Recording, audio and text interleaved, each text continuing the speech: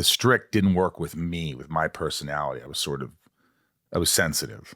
Yeah. And I felt everything around me, all my surroundings. It had a big impact on who I was and who I thought I was and who I wasn't, you know? Well, I feel like it didn't exist in the way that it does now, but the whole idea of gentle parenting and the whole idea of understanding what works for your child and instead of going like, you have to excel in all these things, maybe honing in on what they're good at versus focusing on what they're not good at. Yes. But we also just, I don't think, have the vast amount of knowledge that we have at our fingertips now for that. Like, I think honestly, my dad was hard on us, but I think he did the best he could with what he had at the time. And that he worked really hard, 2 jobs around the clock to make sure that we had a better life than what he and my mom had. And so. Are they still together? Yeah. Really? Yeah. How many years? Oh, God. Well, how old are you? Well, yeah, they got married when my mom was 16. She had my brother at 18, me at 20.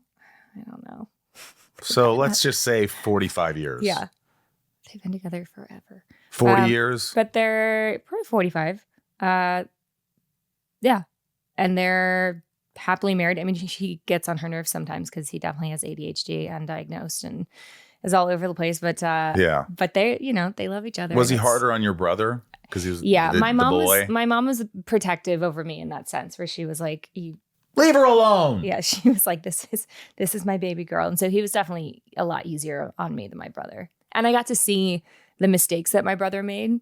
Like, I was very aware of how my father responded to the things that he did and avoided those.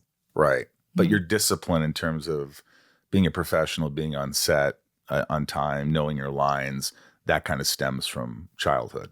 Yeah. And there's a little bit of, I think I've hit a point now of understanding of there's a bit of perfectionism in there, right? Which is not necessarily great for this industry. And so kind of finding a way to toe the line of being able to just let it be what it will be or do the preparation and then let go of that was definitely something that was learned a bit later in my career.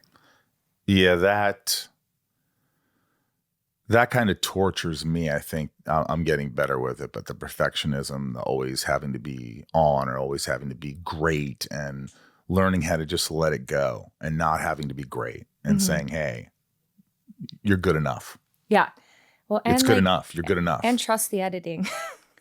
Yeah, but it's not even that. It's just like I'm so hard on myself with everything I do that I want, I want. Well, then you miss the enjoyment a little bit. You certainly do. And that's why I think in the last couple of years, I've definitely changed the way I think about things. I enjoy the process more. I'm trying to. But overcoming a lot of things that stem from childhood, can be tough.